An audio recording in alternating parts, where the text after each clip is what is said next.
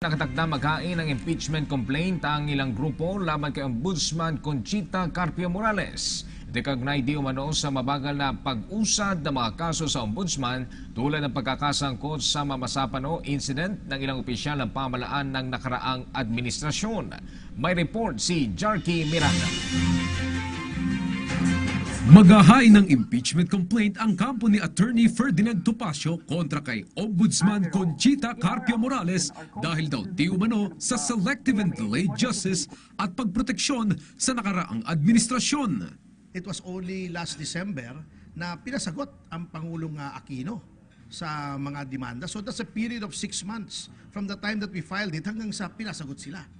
So yun po ang inireklamo namin. Napakabagal po ng usad nitong kasong ito. Matagal na madesisyonan na nadidismiss tuloy ng Sandigan Bayan at yung selective na pag-apply niya ng justice na pinipili niya kung sinong ididemanda, pinipili niya kung sinong i-absuelto or uupuan yung kaso ng mga tingin ko'y pinag-uutangan niya ng loob.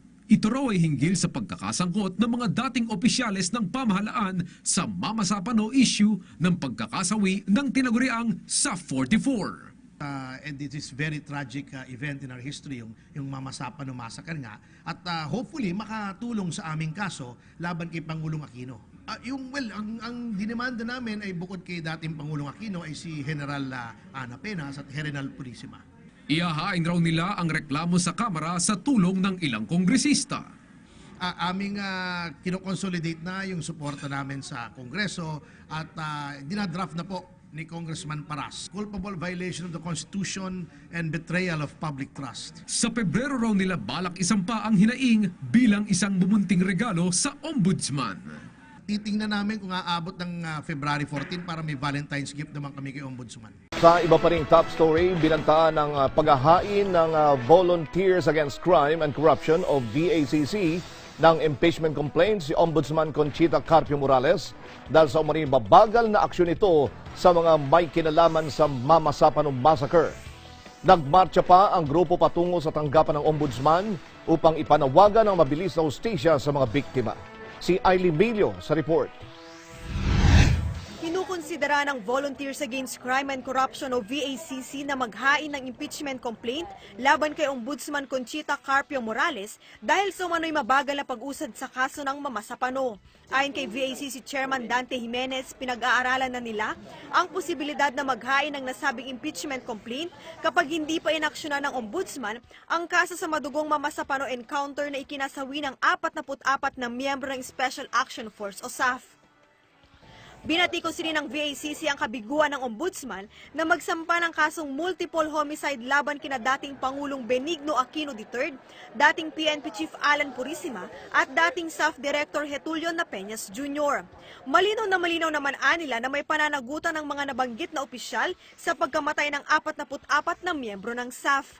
Hulyo ng nakaraang taon nang maghain ng VACC kasama ang pamilya ng mga nasawing SAF members sa Ombudsman ng 44 counts ng reckless imprudence resulting in homicide sa ilalim ng revised penal code laban kay Aquino, Purisima at Napeñas.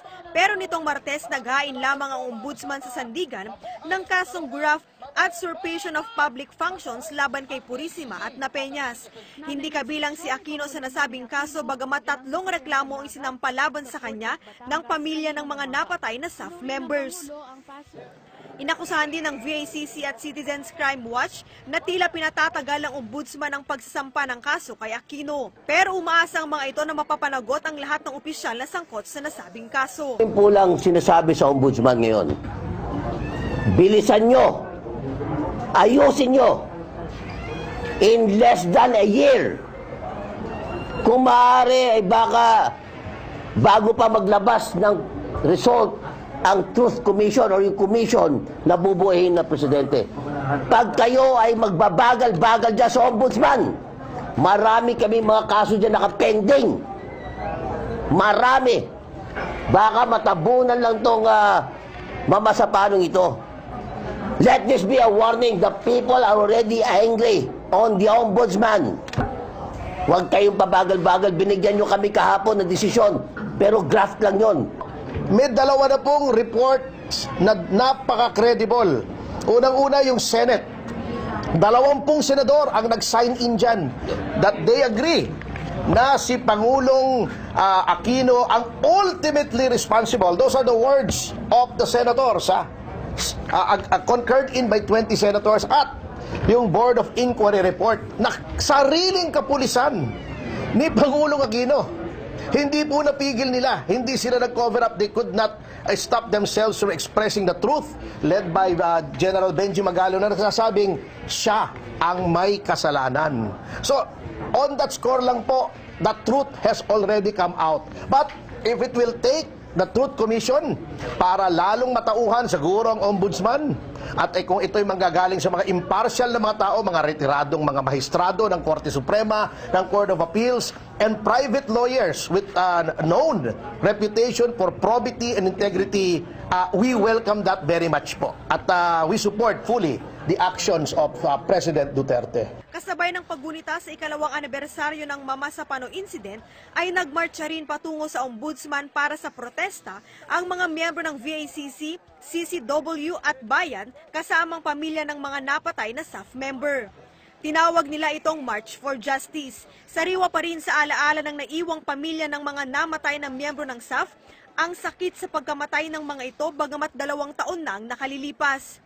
Hindi nila napigilan na batikusin ng Ombudsman, Commission on Human Rights at dating kalihim ng Department of Justice o DOJ dahil sa umano'y pagiging bulag-bulagan ng mga ito sa nasabing pangyayari. Natapos nila ang termino ni dating Pangulong Aquino pero hindi na ibigay ang hustisya. Pero tiwala ang mga ito na maibibigay ng hustisya at mapapanagot na ang mga may sala sa ilalim ng panunungkulan ni Pangulong Rodrigo Duterte. Nagbigay nila sa kanila ng panibagong pag-asa ang naging pahayag ng Pangulo na muling bubuhayin ang investigasyon sa Mama Sapano Incident sa pamamagitan ng pagbuo ng Truth Commission. Nasaan po dito ang human rights? Bakit pumikit ang DOJ? Hindi kami pinagsin. Mas masahol pa ito ang mga kamatayan ng Sakot Lipor sa EJK ngayon. Pinaglaruan po ang mga bagay nila. Pinagtatanggalan ng mga parte ng katawan. Nasaan po sila? Hanggang ngayon wala pang napapanagot. Ang nag-abandona po, ang nag-utos, nasaan po sila na hanggang ngayon pinagtatawanan lang kami. Pinagtatawan lang po kami nila na wala pang napaparusahan. Nakikiusap kami na sana po sa mahal namin Pangulo ngayon sa binitawan niyang salita kahapon. Sana po makamit na namin ang hustisya. Nakausap natin si Ombudsman Conchita Carpio Morales sa isang event dito sa Pasay City at tinanong natin siya tungkol sa utos ni Pangulong Duterte na bumuo ng committee or komisyon na magsasagawa ng panibagong investigasyon tungkol sa Mama Sapano Flash. Sabi na ng Ombudsman, siya ito ni Duterte bilang Pangulo at hindi naman daw siya na-insulto na gusto ng panibagong investigasyon kahit pa ito ay ginagawa na ng kanyang opisina. Aniya, pwede naman daw magkaroon ng parallel investigation. Nagsampa na ng kaso ang Ombudsman sa Sandigan Bayan laban kay dating PNP Chief Alan Purisima at dating Staff Director Getulio Napeñas dahil sa nangyaring trahedya sa Mama Sapano. Pero ongoing pa, Pinky, ang preliminary investigation ng Ombudsman sa naging papel at posibleng pananagutan ni dating Pangulong Noynoy Aquino sa insidente. Tinanong din natin siya tungkol sa di umano'y delay sa pag-file ng kaso sa Sandigan Bayan. Kahapon lamang kasi na-file nga yung kaso laban kay Purisima at Napeñas. Pero actually noong June 2016 pa naglabas ng final resolution ang Ombudsman tungkol sa kaso. Paliwanag ni Ombudsman Morales na laman nila na sa Records Department daw pala ng kanyang opisina na ipit ang kaso. Nadiskubre nila ito nang i-check ng bagong pasok na records officer ngayong Enero din lang. Naghain na lang araw sila ng show cause order dito sa dating Chief Records Officer nila. Pinangalanan niyang Attorney Kagat-Kagat na umalis na rin sa Office of the Ombudsman noong Disyembre. At ipinagpapaliwanag daw ni Ombudsman Morales itong Attorney Kagat-Kagat kung bakit may mga kaso na due for filing na sa korte pero hindi pa naisumite at kasama na nga dyan yung kaso nila Purisima at Napeñas. Sabi niya posibleng magkaroon daw ito ng criminal liability kapag napatunayang inuupuan ang mga kaso. Pinky? So AC, ibig sabihin, siguro noong Hunyo pa sana na-file yung kaso, kaya lang naipit, kumbaga dun sa Records Department. nalibing doon at hindi na lang That's right. napansin? Tama, Benji, kasi nung June 2017, na-resolve na nila yung mga motion for reconsideration ni Purisima at ni Na Peña. Sabi, So, once na- June 2016. Sorry, June 2016, so Okay. 6 months ago. 6 months ago, na-resolve na nila yung mga motion for reconsideration ni Purisima at ni Na Peña. So once na-resolve na yung mga motion for reconsideration na yan, ibig sabihin, pwede na yan talagang i-file sa korte. Okay. So dapat last year pa yun, kahapon nga lang na-i-file at nung chinek nila, ba't nga ba Nagtitigas ganon? sila. Oo, dahil nga yung pala, dun pala sa record section na ipit. Balikan lang natin yan na AC kasi ang nangyari ata dyan, buwan pa ata ng Abril noong 2016 ay nag-recommend na sila ng charges laban kay Alan Purisima at kay Getulio Na Peñas, pero nagkaroon ng parang I think it was a motion for reconsideration. Kaya yung sinasabi mo nga noong June, na-resolve na lahat yan at sana yun na ang magiging daan sa pag-file ng kaso laban sa dalawa. Dahil gaya nga ng ikinwento sa atin ni AC, tila na libing doon sa Records Department daw at humihingi na ng paliwanag si Ombudsman Conchita Carpio Morales kung bakit nangyari ito. Alright, so maraming salamat.